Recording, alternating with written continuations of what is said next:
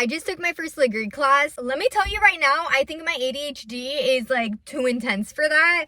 Also, I took pre-workout this morning, so I was moving very, very quickly. I started out my day by going and weightlifting at 5 a.m. doing upper body. And of course, today is Taste Tuesday. So every Taste Tuesday, they either have a new protein, a pre-workout, stuff like that. And today was pre-workout. It was sour gummy or something like that. And gummy is my, no. Well, I actually do love gummy, but sour is my jam. Sour Skittles, sour literally anything. I will eat it till my tongue is raw and I can't brush my teeth. I'm like, absolutely, let me get some pre-workout. Also, it's like 4:50 in the morning. Let's hype ourselves up. I take a big drink of it, just brushed my teeth, and did not even think about that. It was giving brushing your teeth and then drinking orange juice. It was not very good, but I needed to finish it because I had already started. I'm not gonna waste. So I just threw it back like a shot, but you could tell that it was going to taste good. I just should not have had it right after I brushed my teeth. I need to start brushing my teeth first thing when I wake up, but for some reason, I'm so lazy. Literally, my routine goes like this. Because it's like 4 o'clock in the morning. I get up, I go to the bathroom, and then I sit on the floor because, let's be so honest with you right now, my clothes are all over the floor right now. So I sit on the floor for a while and just like contemplate life. I'm just like, and then eventually I'll start to dig through things on the floor because they're clean. They just don't have a place. And then eventually I get dressed. And then after I'm finally dressed, I head to the bathroom, brush my hair, do my hair, brush my teeth, fill up my water, put on my watch, and head out. But I need to start brushing my teeth first thing because we don't need to be a stinky girl in the morning, even if we're all by ourselves. Start the day off right, brush your teeth, go to the bathroom. So hopefully by the time you get to the gym, your breath is good, but you can drink if you would like. That was super good, but the fact that I'm already high energy as it is, and then I had pre-workout, I felt so freaking focused in my workout this morning. I told the lady at the front after, I was like, I don't know if it's like a placebo, I don't know if it's just in my head, but I felt freaking locked in this morning. Dude, you can probably tell right now I have so much energy. I think it's a mix between having pre-workout today and working out twice today. These endorphins are freaking bouncing off the goddamn walls. So 5 a.m. I weightlifted, did upper body. It was good. It was great. Comment down below if you can relate. Also, can anybody relate? Do other people work out twice a day? I know that there's other people that work out twice a day. I did 75 hard and I had to work out twice a day. So there is somebody on here that is either doing 75 hard or has worked out twice a day. Is it just me or do you have to change your outfit? Okay, of course, if you're too sweaty and you want to shower, like depending on how far in between you're going to change your outfit. But like my workout ended at 6 and my next one was at 9. Do you shower in between? I didn't. I'm sorry if you think that's nasty, but I was gonna get dirty again, so I'm not gonna do that. I'm gonna shower after all of my activities are done. But I don't know, I just felt like this is a different workout, this different vibe. So I changed my clothes. This morning I was wearing like orange shorts and a black crop top. And then to Lagree, I wore this. And then I wore these shorts, but I wasn't sure, so I wore sweats on top because I don't know, sometimes on leg day, all the straps and stuff hurt my legs, and I've never done Lagree before, so I didn't know if they're gonna be putting crazy stuff on my legs. They were not, but yeah. Okay, 4 minutes into this video, and let's start talking about Lagree, which was literally what this whole video was about. I worked out this morning, I was feeling really great, got home, had a protein shake, did some stuff for my business, and then headed over the Lagree studio. They also have a climb room, which I had her show me after, and I kind of want to try that. That seems more my pace. There is crazy lights in there and music, and that's where I want to be. So I head over to the Lagree class, and mind you, I bought socks ahead of time because I heard that they sell grippy socks, but you need grippy socks. And no disrespect, I'm a business owner. I love to support businesses, but they always try to jack up the prices there. So I got some on Amazon. Got me some grippy socks, nice and cute. Got a heart. They also came in gray. I thought I only got a 2-pack, but apparently it came in a 4-pack. So I'm just grippy socked out. If I would have been to the hospital recently, maybe I could have just used those. First off, I get a text message as I'm in my car that my class starts in an hour. Why in the world am I leaving an hour early to my class? I do not live an hour away. I live maybe like 20 minutes. Maybe 20 minutes. You know, I'm going to tell you this. I'm going to actually tell you why I left an hour early. Are you ready? It's just anxiety. It's anxiety. It's anxiety. That is why I left an hour early. Because what about parking? What if I need to do a waiver? I don't like new things, but I'm trying to do better. So I thought, give myself extra time, cut out that anxiety, because you're going to have all this time. You're not going to be late. You're not going to be anxious. It's going to be good. Nothing ever goes smooth sailing. So stay tuned. I decided to leave early. It technically says that I'm going to get there roughly like a half an hour early. Even though my class starts in an hour, it says I'm going to get there like a half an hour early because, you know, I got to battle school traffic. So I'm driving there and I'm not super familiar with this town. I'm getting more familiar with it because being a business owner, I'm having to like drive all over the place and get familiar, but not super familiar with this town. And it's one of those things where like, you go this way and it's like a one way, but then you go this way and all of a sudden it's a two way and you just get so confused and you have no idea. And so there was like a stop sign, but then I couldn't tell if there was other stop signs for the other directions. So I saw there was a car coming and I actually was the one with the stop sign, but I thought I could make it. So I just floored it. And I'm talking like I was at this stop sign and they were coming this way and I just decided I was going to floor it all the way across. I made it, but guess what? I 100% was the only one with the stop sign. If I wouldn't have made it, they would have smashed into my car and I could have died or at least got severely hurt. So, yeah, after they passed me, they did honk, but it almost didn't sound like an aggressive honk. And I don't know how you can do an aggressive honk and a non-aggressive honk. I don't know if it's like you really lay on the horn versus just like a little beep. I almost feel like they didn't do the honk because I was in their way, because they made it. I almost feel like they did the honk because they were like, bro, don't ever do that again. Like, thank goodness that you are safe. Thank goodness that I'm the one that was driving. But girl, don't you ever do that again. I'm just gonna take that as a warning and not like they were yelling at me. And then actually before that, I was driving there when I was actually familiar with where I was. So I'm driving there and there's like 2 straight lanes and then a turn lane. And this turn lane was getting so long that it was like cutting into my straight lane. So I was like way back here and I need to go around these turn people to go into the straight lane. Does that make sense? Okay, so the truck in front of me literally swerves into this lane to get back into the straight lane. So I'm like, all right, bet I'm gonna follow him, like directly follow him so we can just cut together. He's a truck, he's a big guy. I'm just a little car. I for sure can follow him. As soon as I go to follow him, and you know, I'm kind of cutting a little to the other lane, but like we're following each other. People can see what's going on. People can see why I'm doing that. The minute that I do that, I hear beep, beep, beep, beep, beep, because I swerved into someone's lane and now they're honking at me because I'm swerving into their lane. And I understand that that's irresponsible and you should not do that. However, there was a car in my way. There were many cars in my way. Please be real. Please look at your surroundings and realize I'm not being unsafe. I'm not paying attention. You are the one not paying attention. I am in the wrong, but if you were paying attention, there would not be an issue. You know, usually when someone does something wrong, they don't like to make eye contact with the car. In this case, I would be the one in the wrong. But see, I didn't mean to be in the wrong. I didn't think this was going to be an issue. So when this person drives by, I look at them and I just want to tell them, you know what? I'm sorry. You know what? I'm sorry. When he drives by, he looks at me, but I don't think he thought that I was going to look at him. So he looks at me with this face of like, oh my God, I can't believe you. He was like an older guy, like maybe like mid-50s. I don't really know. He looks at me. And I think it caught him off guard when I was also looking at him because like he had an attitude on his face, but it was kind of like, oh, whoa, I was not expecting to actually look at her. I don't know. So then I just say, sorry. And then what are you going to do? Are you going to stay mad at me? I literally just tried to apologize to you.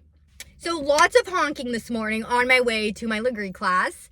Lots of unsafe driving, I guess. I just don't even know how to drive. I don't even know. I've had my license for like 10 years and still don't drive on the freeway.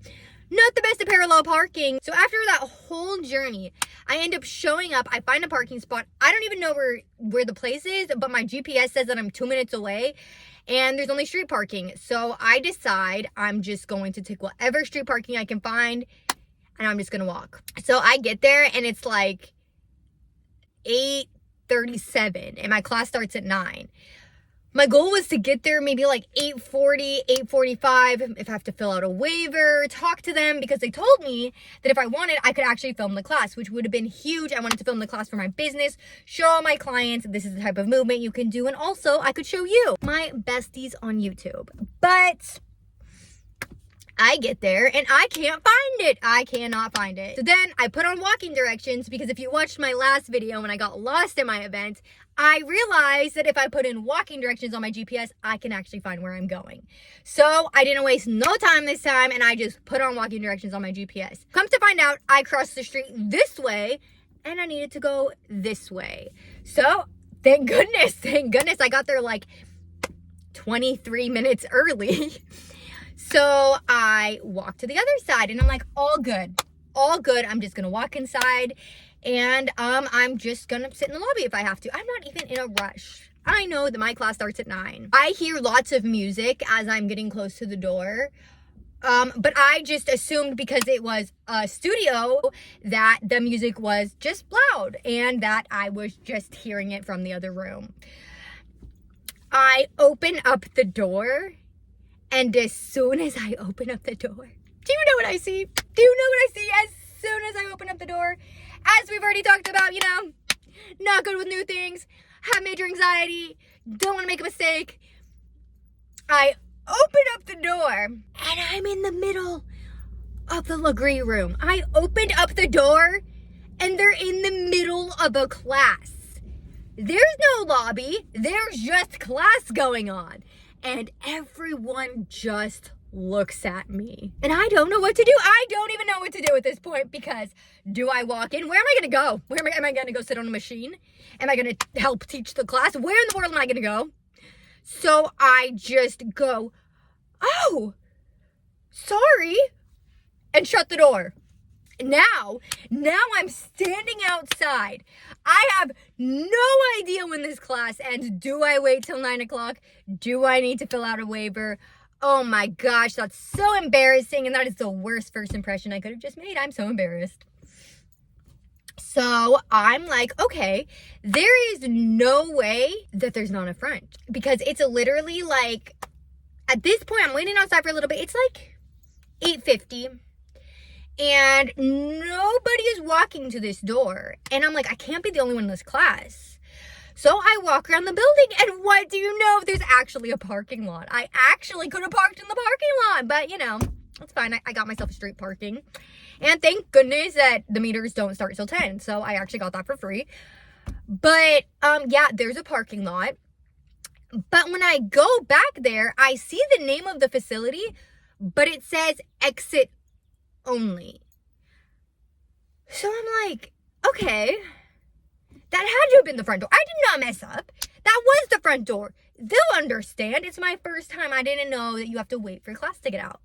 So I go back to the other side, wait outside that door, and I'm like looking at my clock. It's like 8:55 at this point, and I'm like, do I go in? There's no way that they give this little of a gap in between classes. Like, class must have ended like 10 minutes ago, right? Or 5? Like, what? I'm so nervous. And the building is like glass, but they have like tinted, so I can't see inside. I hear the music though still. I'm kind of freaking out, but I'm like, I can't be late for class. Class starts in like 5 minutes. There is no way there's still people working out. Go in there, nobody's working out. And then now that nobody's working out, I'm actually inside the building. I look and there's a front desk on that other side where I told you there was a door that said exit only. Yeah. So I walk through the Lagree room, I walk to the front desk, and I go, oh my gosh, I am so sorry. I did not mean to walk in the middle of your class. I have no idea what I'm doing. This is my first time here. And she was like, oh yeah, you could have just went through this door right here. And points at a door by the front desk. And I was like, no. Because I walked around and that's at exit only. She said, yeah, but right next door to exit only is the entrance. 100% it is. 100% it is. Because after we finished class, she took me outside and showed me. And I think I just got discouraged when I saw exit only and didn't keep walking to the next door, which actually was the entrance. All right. I get there and she's like, all good, no worries. Honestly, in the future, if you walk into the middle of the class, nobody cares. Just walk through. So I'm like, okay, good to know. Sorry about that. They asked me if I have socks. I came prepared. They asked me if it's my first time. I say yes. I tell them that I was told that I was allowed to film. And they basically told me that since it's my first time, I really need to focus and that I can film, but it's going to be really hard because they don't want me to get other people. Lots of things, and it just sounded like so much. And considering this was my first time taking Lagree, I already didn't know what I was doing. I wasn't trying to come to this facility and be more focused on filming than working out. That's kind of disrespectful to the instructor, so I didn't film.